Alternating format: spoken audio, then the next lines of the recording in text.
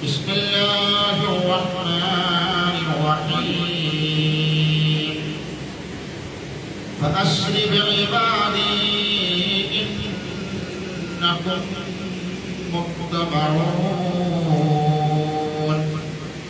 وترك البحر رهوا إنكم جند مغرقون.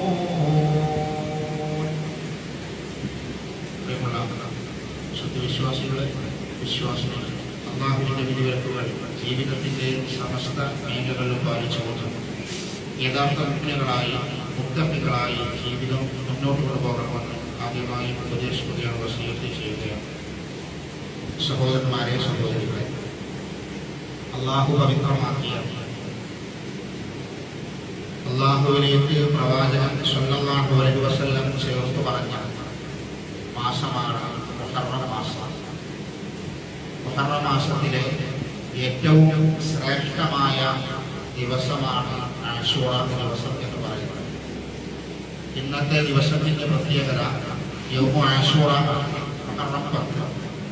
ഇസ്ലാമിക ചരിത്രത്തിൽ ഒരുപാട് സംഭവങ്ങൾക്ക് സാക്ഷിയായ ഒരു ദിവസം കൂടിയാണ് മുഹറം 10 എന്ന് പറയുന്നത്.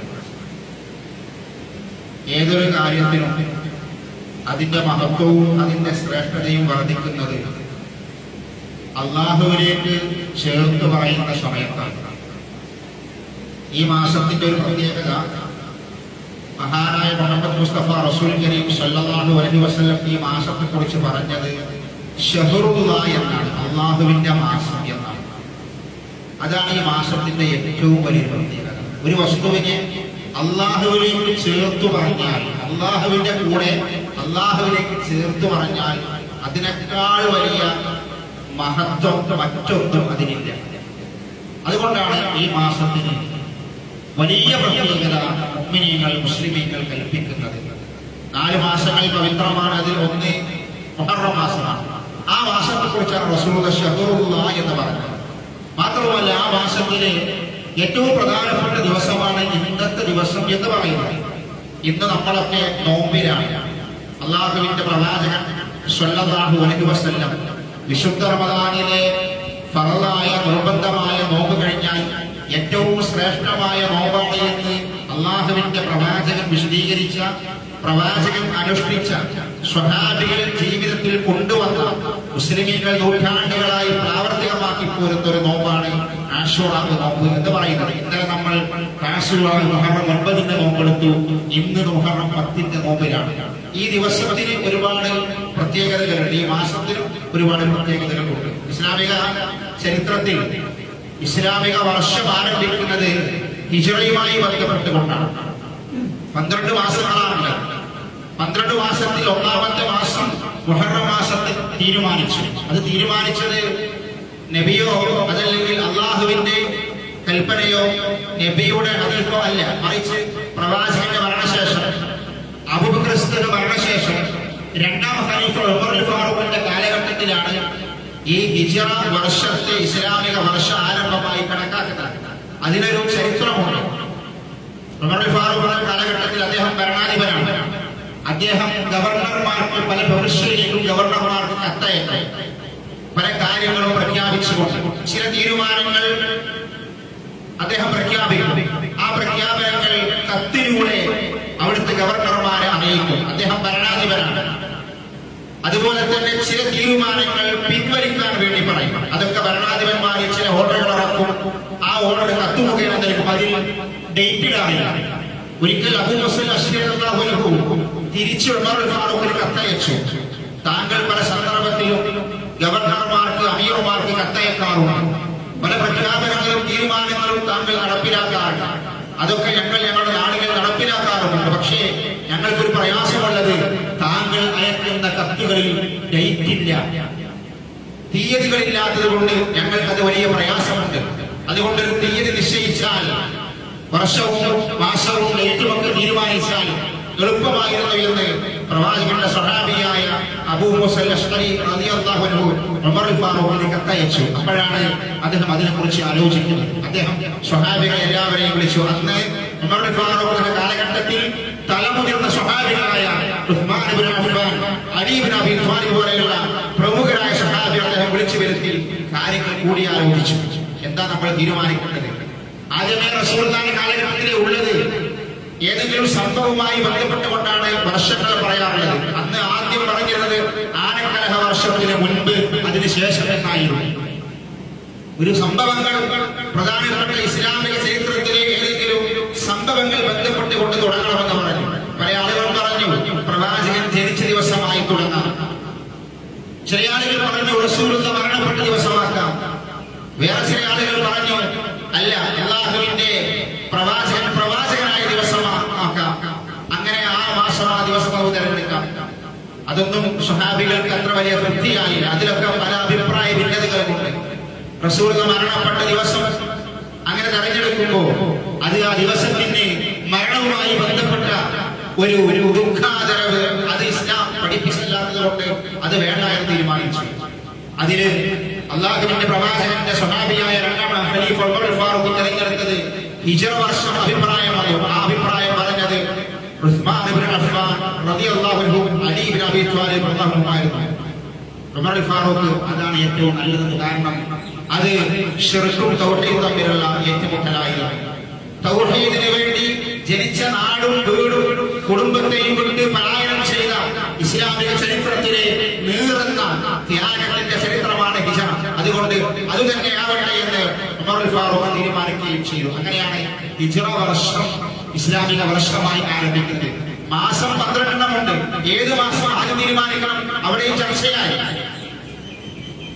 അപ്പോൾ സ്വഹാബികൾ പറഞ്ഞു ഹിജ്റ ആരംഭിച്ചത് റബീഉൽ അവ്വൽ മാസത്തിലാണ്. റസൂലുള്ളാഹിയും സ്വഹാബത്തും ഹിജ്റ പോയത് റബീഉൽ അവ്വലിലാണ്. പക്ഷേ സ്വഹാബികൾ തീരുമാനിച്ചത് മുഹറം മാസം 1-ാമത്തെ മാസമായി തീരുമാനിക്കാമെന്ന് അവർ തീരുമാനിച്ചു. അതിന് കാരണമുണ്ട്.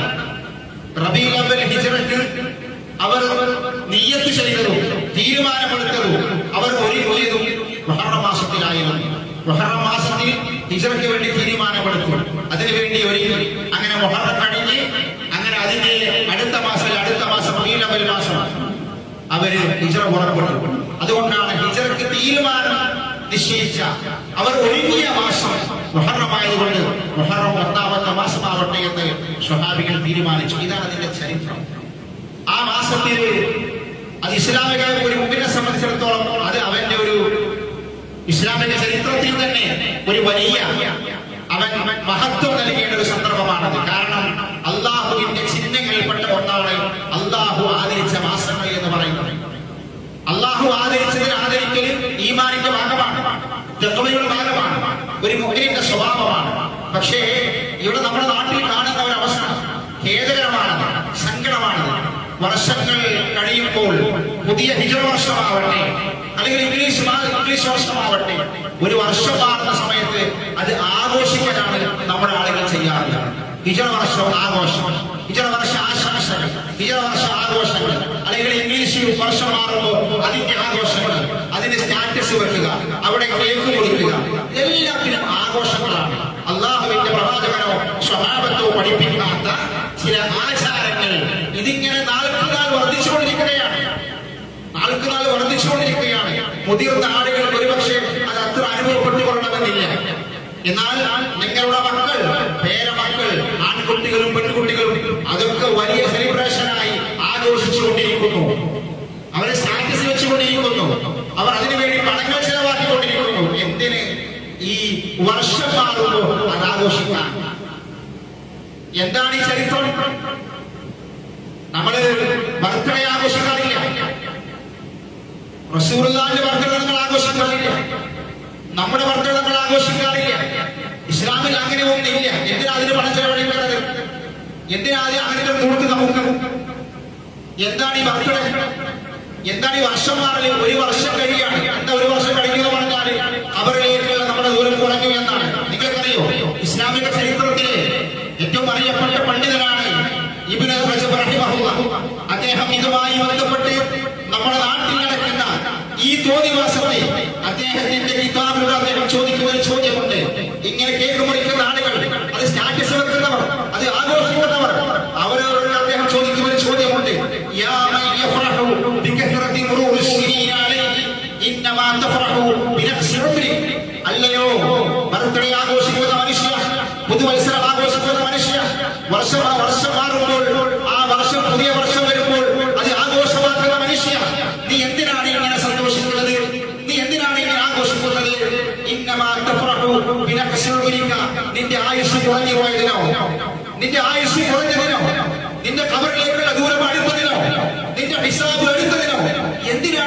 ആഘോഷിക്കുന്നത് എന്ന് അദ്ദേഹം ചോദിക്കുന്ന ചോദ്യം എത്ര പ്രസക്തമാണ്, എത്ര പ്രസക്തമാണ് ആ ചോദ്യം.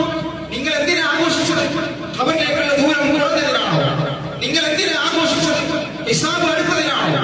നിങ്ങൾ എന്തിനാ ആഘോഷിച്ചത്? മരണത്തോട് എടുത്തതിനാണോ എന്ന് അദ്ദേഹത്തിന്റെ ചോദ്യം സഹോദരന്മാരെ, സഹോദരികളെ, നമ്മുടെ മനസ്സിലുണ്ടാവണം. ഒരു വർഷം കഴിയുമ്പോ നമ്മൾ മരണത്തിലേക്ക് അടുത്തു എന്നാണ്, നമ്മുടെ ആയുസ് കുറഞ്ഞു എന്നാണ്. അവിടെ ആഘോഷങ്ങളല്ല. പിന്നെ എന്താ വേണ്ടത്? അവിടെ വേണ്ടത് ശുക്രുകളാണ്. അവിടെ വേണ്ടത് അള്ളാഹുവിന്റെ ശുക്രുകളാണ്. അള്ളാഹുവിന്റെ പ്രവാചകന്റെ സ്വഹാബിയായ അബൂ ദർദാ റളിയല്ലാഹു അൻഹു എന്നൊരു വാചകമുണ്ട്. ഇന്നമാ അൻത അയ്യാം, മനുഷ്യ നീ എന്ന് പറഞ്ഞാൽ ചില ദിവസങ്ങൾ മാത്രമാണ്.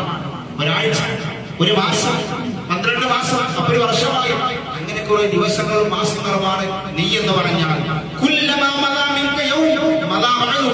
അതിൽ ചില ദിവസങ്ങൾ കഴിഞ്ഞു പോയാൽ നീ നിന്നിൽ നിന്ന് കുറെ കഴിഞ്ഞു പോയി, നിന്റെ ജീവിതം തന്നെ കഴിഞ്ഞു പോയി എന്ന് അദ്ദേഹം പറയണം. അങ്ങനത്തെ കുറെ ദിവസങ്ങളും മാസങ്ങളുമാണ് നമുക്കുള്ളത്. അത് നമ്മൾ മനസ്സിലാക്കണം. അത് മനസ്സിലാക്കാതെയാണ് പല ആളുകളും ഈ ആഘോഷങ്ങളിൽ സംഘടിപ്പിക്കുന്നത്. 70-80 വയസ്സായ വലിയമ്മമാര് വരെ ഇന്ന് കേക്ക് മുറിച്ച് പുതുവർഷം ആഘോഷിക്കുന്ന, ബർത്ത്ഡേ ആഘോഷിക്കുന്ന കാലഘട്ടമാണ്. നമ്മുടെ നാട് അങ്ങനെ ആയിക്കൊണ്ടിരിക്കുന്നു. അത് നമ്മൾ നിയന്ത്രിക്കണം. അള്ളാഹുവിന്റെ പ്രവാചകൻ സ്വല്ലല്ലാഹു അലൈഹി വസല്ലം വിശുദ്ധ ഖുർആനിൽ സൂറത്തുൽ അഹ്ഖാഫിലെ 15-ാമത്തെ ആയത്ത് ഇത് നിങ്ങൾ പഠിക്കണം. സൂറത്തുൽ അഹ്ഖാഫ് ഒരു ചെറിയ സൂറത്താണ്, വലിയ സൂറത്തൊന്നുമല്ല. അതിലെ 15-ാമത്തെ ആയത്ത് എന്റെ ശബ്ദം കേൾക്കുന്ന നിങ്ങളൊക്കെ മനസ്സിലാക്കി പഠിക്കണം. ഈ ആയത്തിന്റെ പ്രത്യേകത എന്താണെന്ന് അറിയുന്നത്? ഇങ്ങനെ ഒരു വർഷം മാറുമ്പോ അത് ആഘോഷമാക്കുന്ന ആളുകൾ ശ്രദ്ധിക്കേണ്ടത്, നമ്മൾ ഒരു പുതിയ വർഷത്തിലേക്ക് പ്രവേശിക്കുമ്പോ നമ്മൾ എന്ത് ചെയ്യണമെന്ന കാര്യം കൂടിയാണ് അള്ളാഹു ഈ ആയത്തിൽ സൂറത്തുൽ അഹ്ഖാഫ് 15-ൽ പറയുന്നത്. ഒരു പുതിയ വർഷത്തിലേക്ക് വരുമ്പോ ആയുസ് നമുക്ക് കൂടാണ്, അവരിലേക്കുള്ള ദൂരം കുറയാണ്. നമ്മൾ എന്ത് ചെയ്യണം? അള്ളാഹു പറയാണ് നിങ്ങൾ എന്ത് ചെയ്യണമെന്ന്. നമ്മൾ ചെയ്യേണ്ടത് ആഘോഷങ്ങളല്ല, പിന്നെ എന്താ ചെയ്യേണ്ടത്? അല്ലാഹു ഖുർആനിൽ സൂറത്തുൽ അഹ്ഖാഫിൽ അല്ലാഹു പറയാം, ഹത്താ ഇദാ ബലഗ അശുദ്ദ, ഹത്താ ഇദാ ബലഗ അശുദ്ദ. ഒരു മനുഷ്യനെ അവന്റെ ആയുസ്സൊക്കെ ഭാഗമെത്തിയാൽ, ആരോഗ്യമുള്ള കാലഘട്ടമെത്തിയാൽ, എത്ര സമയം? വബലഗ 40 സന, 40 വയസ്സായി കഴിഞ്ഞാൽ ഒരു മനുഷ്യൻ അവന്റെ പ്രായം 40 വയസ്സായി കഴിഞ്ഞാൽ അവൻ പറയേണ്ടത് എന്താണ്? എല്ലാ സന്ദർഭത്തിലും പറയേണ്ടതും ചെയ്യേണ്ടതും നമ്മൾ ഇത് തന്നെയാണ്. എന്നാൽ പ്രത്യേകം 40 വയസ്സായ ആളുകൾ പ്രത്യേകം ശ്രദ്ധിക്കണം. 40 കഴിഞ്ഞവർ പ്രത്യേകം ശ്രദ്ധിക്കണം. 40 ആയി കഴിഞ്ഞാൽ അതൊരു ഭാഗമായ പ്രായമാണ്, അതൊരു നല്ല പ്രായമാണ്. ഈ 40 ആയി കഴിഞ്ഞാൽ നമ്മൾ ചെയ്യേണ്ട സംഗതി അല്ലാഹു ഖുർആനിൽ പറയാണ്, 40 വയസ്സായി കഴിഞ്ഞാൽ അവന് നമ്മോട് പിന്നീടുള്ള കാലം മുഴുവനും അവന്റെ നാവിലൂടെ വേണ്ട ഒരു പ്രാർത്ഥനയുണ്ട്. ആ പ്രാർത്ഥനയാണെന്ന് പറയുന്നത്. അവൻ ഇങ്ങനെ പറയട്ടെ, റബ്ബി ഔസിനി അൻ അശ്കുറ നിഅമതക അല്ലതി അൻഅംത അലയ്യ, റബ്ബി ഔസിനി അൻ അശ്കുറ നിഅമതക അല്ലതി അൻഅംത അലയ്യ വഅലാ വാലിദയ്യ വഅൻ അഅമല സ്വാലിഹൻ തർദാ വഅസ്ലിഹ് ലി ഫീ ദുനിയതി ഇന്നി തുബ്തു ഇലൈക വഇന്നി മിനൽ മുസ്ലിമീൻ. ഈ പ്രാർത്ഥന അവൻ പ്രാർത്ഥിക്കട്ടെ എന്നാണ് പറയുന്നത്. 40 വയസ്സായ ആളുകൾ 40 വയസ്സ് മുതൽ നിരന്തരമായി പറയേണ്ട വാക്യതാണ്. അവര് ആഘോഷങ്ങളല്ല ചെയ്യേണ്ടത്. എന്താണ് ഇതിന്റെ പ്രാർത്ഥന? റബ്ബി ഔസിനി അൻ അശ്കുറ നിഅമതക അല്ലതി അൻഅംത അലയ്യ. അല്ലാഹുവേ, ഒരുപാട് നിഅമത്തുകൾ നീ എനിക്ക് നൽകിയിട്ടുണ്ട്, ഒരുപാട് പദവികൾ നീ എനിക്ക് നൽകിയിട്ടുണ്ട്. ആ നിഅമത്തുകൾക്ക് നന്ദി കാണിക്കാനുള്ള മനസ്സെനിക്ക് നൽകണം റബ്ബേ. 40 വയസ്സ് മുതൽ അവിടെ നമ്മോട് പ്രാർത്ഥിക്കേണ്ട പ്രാർത്ഥന ഏതാണ്? അല്ലാഹുവേ, ഒരുപാട് നിഅമത്ത് നീ എനിക്ക് നൽകിയിട്ടുണ്ട്, ആ നിഅമത്തുകൾക്ക് നന്ദി കാണിക്കാനുള്ള മനസ്സ് നീ എനിക്ക് നൽകണേ. വഅലാ വാലിദയ്യ, എന്റെ മാതാപിതാക്കൾക്കും നീ ഒരുപാട് നിഅമത്തുകൾ ചെയ്തിട്ടുണ്ട്. വഅൻ അഅമല സ്വാലിഹാ, അല്ലാഹുവേ, സൽക്കർമ്മങ്ങൾ ധാരാളം ചെയ്യാനുള്ള മനസ്സ് നീ എനിക്ക് നൽകണം റബ്ബേ. അല്ലാഹുവേ, നീ തൃപ്തിപ്പെടുന്ന സൽക്കർമ്മങ്ങൾ ചെയ്യാനുള്ള മനസ്സ് എനിക്ക് നൽകണം റബ്ബേ. വഅസ്ലിഹ് ലീ ഫീ ദുനിയതി, 40 വയസ്സ് കഴിഞ്ഞു, മക്കൾ ധാരാളം ഉണ്ടാകും, ആൺകുട്ടികളും പെൺകുട്ടികളും ഉണ്ടാകും, മാതാപിതാക്കൾ ഉണ്ടാകും, ഭാര്യ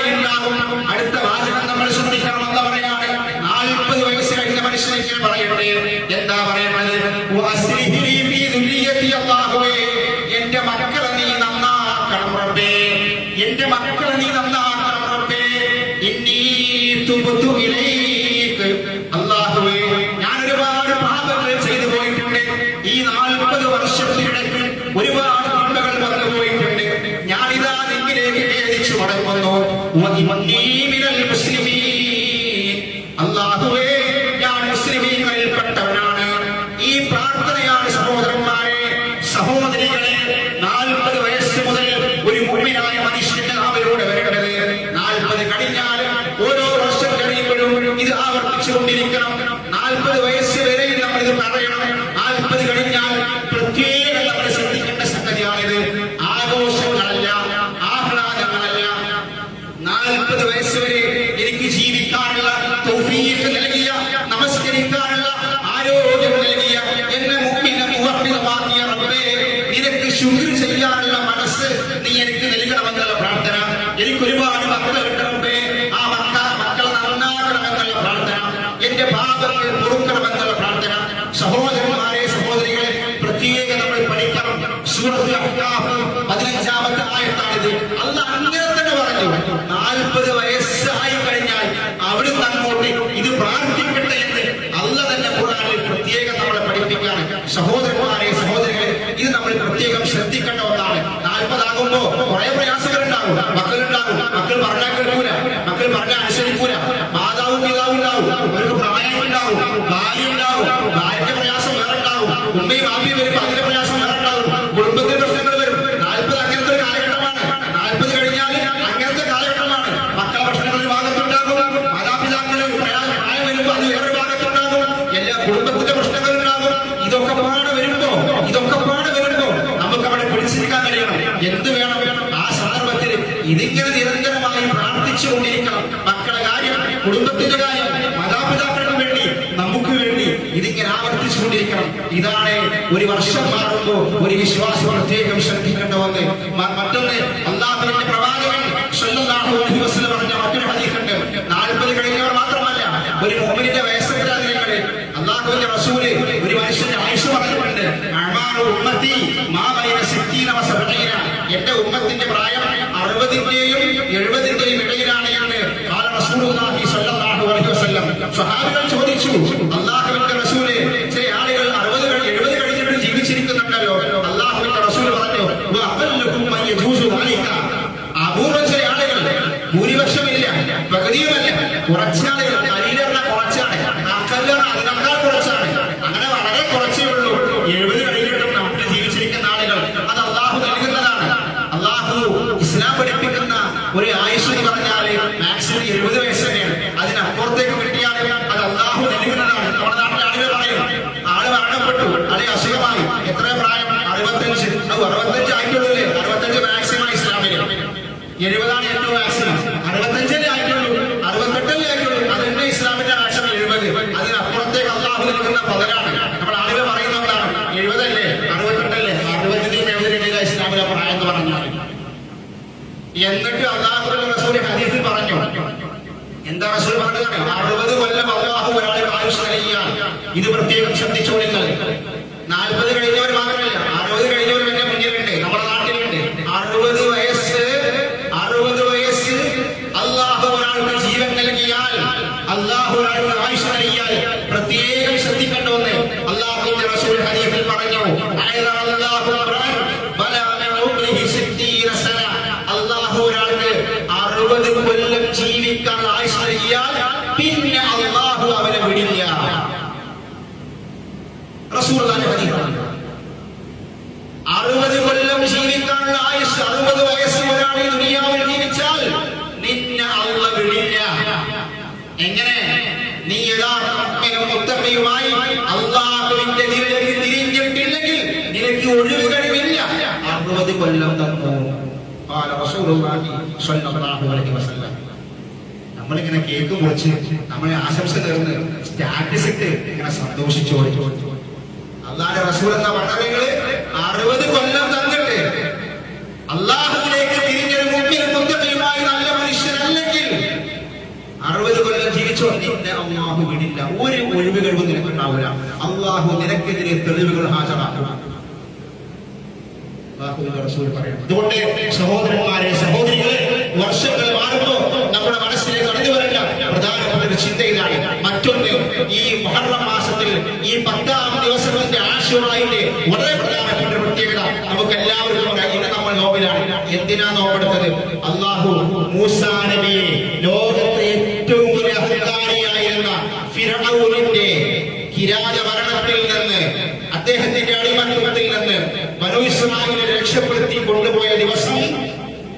മുഹറം 10 ആശൂറയിലാണ്. അല്ലാഹു പറഞ്ഞു മൂസാ നബിയോട്, അദ്ദേഹം അഹങ്കാരിയാണ്. രാത്രിയുടെ ആദ്യ സമയത്ത് ബനൂ ഇസ്രായേലിനെയും കൊണ്ട് പുറപ്പെടാൻ വേണ്ടി പറഞ്ഞു. രക്ഷപ്പെടാൻ പറഞ്ഞത് രാത്രിയുടെ ആദ്യ സമയത്താണ്. ഞാൻ ഓതി വെച്ച ആയത്താണ്. അല്ലാഹു പറഞ്ഞു, നീ രാത്രിയുടെ ആദ്യ സമയത്ത് നീ പുറപ്പെടണം. ഇന്നക്കും മുത്തറവും, നിങ്ങൾ പുറപ്പെടുന്ന സമയത്ത് നിങ്ങൾ അവരെ പിന്തുടരും. ഫിർഔനെ കൊണ്ടുവരും. സമുദ്രത്തിന് അടിയിലേക്ക് എത്തുമ്പോൾ, അരികിലേക്ക് എത്തുമ്പോൾ സമുദ്രത്തിൽ അടിക്കുക. 12 ഗോത്രങ്ങൾ ഉണ്ടായിരുന്നു മനുഷ്യരായി. 12 ഗോത്രങ്ങൾ. ഈ 12 ഗോത്രങ്ങൾ കൂടിയാണ് മൂസാ നബിയുടെ കൂടെ രക്ഷപ്പെട്ടു പോകുന്നത്. സമുദ്രത്തിന്റെ മുന്നിലേക്ക് എത്തി. അള്ളാഹുവിന്റെ കൽപ്പന പ്രകാരം അടിക്കാൻ വേണ്ടി പറഞ്ഞു. ആ കടലിൽ മൂസാ നബി അടിച്ചു. 12 വഴികളായിട്ട് അത് പിളർന്നു. കടല് പിളർന്നിട്ട് 12 വഴികൾ കാണിച്ചു കൊടുത്തു. ആ 12 വഴികളിലൂടെ മൂസാ നബിയുടെ കൂടെ ഉണ്ടായിരുന്ന ബനൂ ഇസ്രായേൽ രക്ഷപ്പെട്ടു. രാവിലെ ആകുന്ന സമയത്താണ് ഫിർഔന് കൂട്ടരും ഇതറിയുന്നത്. ഇവര് യാത്രയിലാണ്. രാവിലെ ഫിർഔന് കൂട്ടരും അറിഞ്ഞു. ഫിർഔന് പറഞ്ഞു, അവിടുത്തെ ആളുകളോട് പറഞ്ഞു, കുട്ടികളും സ്ത്രീകളും പുരുഷന്മാരും എല്ലാവരും വീട്ടിൽ പുറത്തിറങ്ങാം, ഇവരെ പിടിക്കാൻ വേണ്ടി പുറപ്പെടണം. അള്ളാന്റെ തീരുമാനമാണ്. ഇവരെ മുഴുവനും ആ സമൂഹത്തെ മുഴുവൻ മുക്കി കൊല്ലാമെന്ന റബ്ബിന്റെ തീരുമാനമാണ്. ഫിറോൻ എന്താ കൽപ്പന വെച്ചത്? കുട്ടികളെ മക്കളെ ഒക്കെ ഇറക്കണം. ആണുങ്ങൾ മാത്രമല്ല, എല്ലാവരും ഇറങ്ങി ആ സമുദ്രത്തിൽ ഇവർ വരച്ച വഴിയിലൂടെ അവർ പുറപ്പെട്ടു. പകുതിയായപ്പോഴേക്കും അല്ലാഹു അവരെ മുക്കിക്കൊന്നു. ഖുർആൻ പറയുന്നത്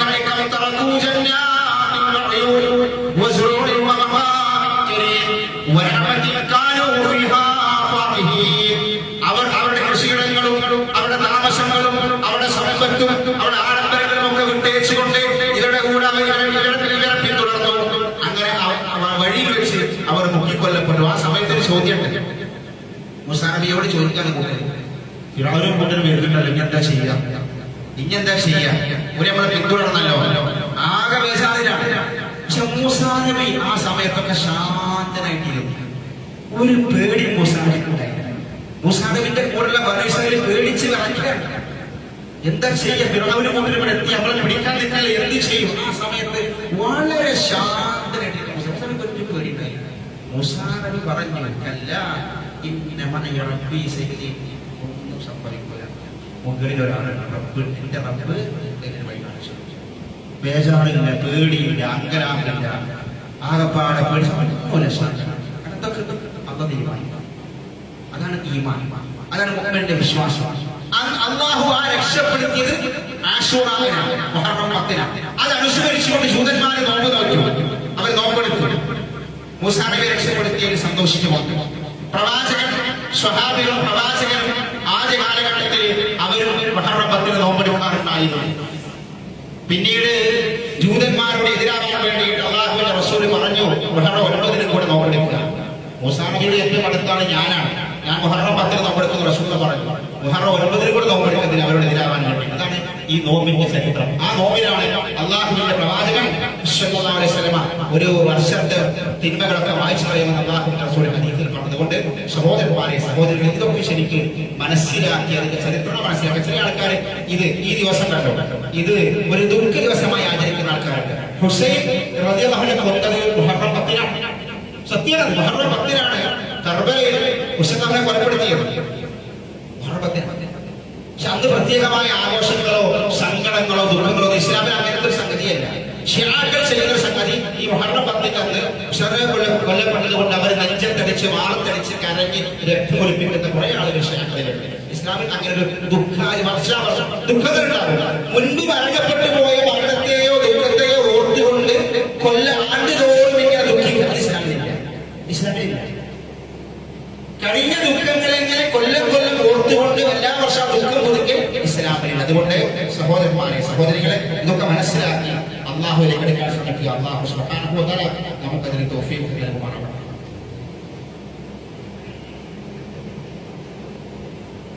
അൽഹംദുലില്ലാഹി الواحد القهار العزيز الغفار مكبر الليل والنهار أما بعد اتقوا الله عباد الله ഒരിക്കൽ കൂടി അള്ളാഹുവിന്റെ വിധിവിലക്കുകൾ ജീവിതത്തിന്റെ സമസ്ത മേഖലകളിലും പാലിച്ചുകൊണ്ട് യഥാർത്ഥ മുഗ്നകളായി മുത്തക്കികളായി ജീവിതം മുന്നോട്ട് കൊണ്ടുപോകണമെന്ന് ഉപദേശിക്കുകയാണ് വസിയത്ത് ചെയ്യുക.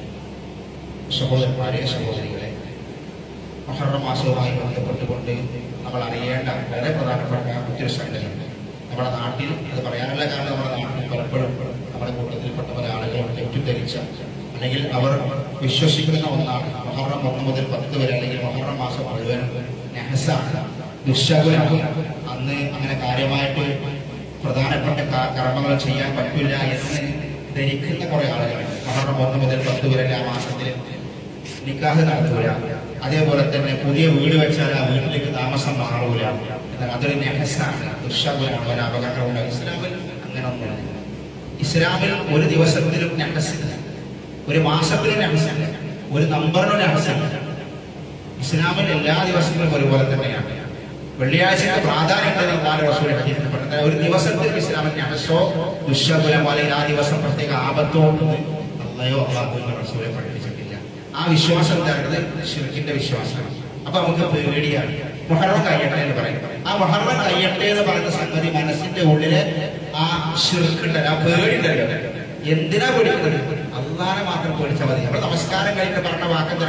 അല്ലാഹുമ്മ ലാ മാനിഅ ലിമാ അഅ്തൈത വലാ മുഅ്തിയ ലിമാ മനഅത. അല്ലാഹുവേ, നീ എന്ത് നൽകിയോ അത് തടയുന്ന ഒരാളുമില്ല, നീ എന്ത് തടഞ്ഞോ അത് നൽകാൻ കഴിയുന്ന ഒരാളുമില്ല.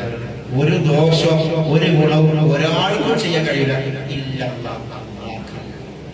ഈ വിശ്വാസം ഇല്ലാത്തവരാണ് അതായി പേടിക്കുക. അപ്പൊ പിന്നെ മുഹറം കഴിയട്ടെ, അത് കഴിയട്ടെ, ആ ഒരു വിശ്വാസം ഉണ്ടാവും. ചില ആൾക്കാരുണ്ട്. പണ്ട് അറബികൾക്കുണ്ടായിരുന്നു, ഈ ജാഹിലിയത്തിലുണ്ടായിരുന്നു, പക്ഷികളെ പറത്തിക്കൊണ്ട് ശബളം നോക്കുന്ന സ്വഭാവം ഉണ്ടായിരുന്നു. നമ്മുടെ നാട്ടിൽ ചില നമ്പർ ചൊവ്വാഴ്ച കൂടെ പേടുന്ന ആൾക്കാരുണ്ടല്ലോ. ചൊവ്വാഴ്ച നമ്മുടെ കൂട്ടത്തിലുണ്ടാവില്ല. മറ്റുള്ള ചൊവ്വാഴ്ച നാളെ ചൊവ്വയല്ലേ, നാളെ വേണ്ട ബുധനാക്കാൻ, അങ്ങനത്തെ ആൾക്കാരുണ്ട്. 13-ാം നമ്പറിന്റെ ഒരു കേസ് വന്നു. 13-ാം നമ്പർ നമ്മുടെ ആളുകൾക്ക് പലപ്പോഴും 13-ാം നമ്പർ ഭയങ്കര പേടിയാണ്. അങ്ങനത്തെ ആൾക്കാരുണ്ട്. കടത്ത പൂച്ച രാവിലെ മുന്നിലൂടെ പോയാൽ പേടിക്കുന്ന ആൾക്കാർ നമ്മുടെ കൂട്ടത്തിൽ കുറവുണ്ട്. ഇങ്ങനത്തെ കുറെ അന്ധവിശ്വാസമുള്ള ആൾക്കാരുണ്ട്. അള്ളാനെ പേടിക്കുന്നത്, വേറെ ഒന്നിനോട് പേടിക്കുന്നത്. അതാണ് നമ്മൾ ചെയ്യുന്ന പ്രാർത്ഥന, ദുആയും. അതുകൊണ്ട് സഹോദരന്മാരെ, സഹോദരികളെ, അങ്ങനത്തെ അന്ധവിശ്വാസങ്ങളൊക്കെ നമ്മൾ മാറ്റിവെക്കണം. അള്ളാഹു പഠിപ്പിച്ചതിലേക്ക് നമ്മൾ വരികയില്ല. രണ്ടാമത്തെ ഒരു കാര്യം സൂചിപ്പിക്കാനുള്ളത്, നമ്മുടെ നാട്ടിലൊക്കെ ലഹരിയുടെ വർധനവ് ഇങ്ങനെ കൂടിക്കൊണ്ടിരിക്കുകയാണ്. അത് പിടിക്കാനും അത് നിർത്തലാക്കാനും വേണ്ടിയാണ് സർക്കാർ തലത്തിൽ വലിയ പദ്ധതികൾ നടത്തിക്കൊണ്ടിരിക്കുകയാണ്. നമ്മളൊക്കെ ഈ ലഹരി നമ്മുടെ കുട്ടികളിലേക്കും കുടുംബത്തിലേക്കും നാട്ടിലേക്കും കടന്നു പ്രത്യേകം നമ്മൾ സൂക്ഷിക്കണം. ഇന്നലെ അന്താരാഷ്ട്ര ലഹരി ദിനമായിരുന്നു. നമ്മൾ പ്രത്യേകം ശ്രദ്ധിക്കേണ്ട ഒന്ന്, നമ്മൾക്ക് ഇല്ല എന്നൊക്കെ നമുക്ക് വിശ്വസിക്കാമെങ്കിലും നമ്മുടെ തലമുറ, നമ്മുടെ കുട്ടികൾ ഇതിൽ എത്ര ഭാഗവാക്കാവും എപ്പോഴും നമ്മൾ ശ്രദ്ധ വേണം. സ്കൂളിലെ കുട്ടികളെ പിന്നെ കയ്യിലും വാട്ടർ ബോട്ടിൽ വരെ വാറ്റിച്ചാറയുള്ള കാലഘട്ടമാണ്. അങ്ങനത്തെ വാർത്തകൾ വന്നുകൊണ്ടിരിക്കുന്നത്. അതുകൊണ്ട് പ്രത്യേകം നമ്മൾ ശ്രദ്ധിക്കണം. ലഹരിയുമായി ബന്ധപ്പെട്ട് നമ്മൾ അറിയുന്നവരൊക്കെ അതിന് നമ്മൾ മുക്തമാക്കണം, അതിന് ഉപദേശം കൊടുക്കണം, അധികാരികൾ അറിയിക്കണം. അതുകൊണ്ട് ഈ നാടിന്റെ നന്മയ്ക്ക് വേണ്ടി, നമ്മുടെ കുടുംബത്തിന്റെ നന്മയ്ക്ക് വേണ്ടി, സമൂഹത്തിന്റെ നന്മയ്ക്ക് വേണ്ടി നമ്മളൊക്കെ ജാഗ്രത കാണിക്കേണ്ടതുണ്ട്. അല്ലാഹു സുബ്ഹാനഹു വ തആല നമുക്കതിന് തൗഫീഖ് നൽകുമാറാവട്ടെ. اللهم اغفر للمؤمنين والمؤمنات والمسلمين والمسلمات الأحياء منهم والأموات إنك مجيب الدعوات يا قاضي الحاجات. اللهم أجرنا من النار، اللهم أجرنا من النار. اللهم أعز الإسلام والمسلمين وأذل الشرك والمشركين.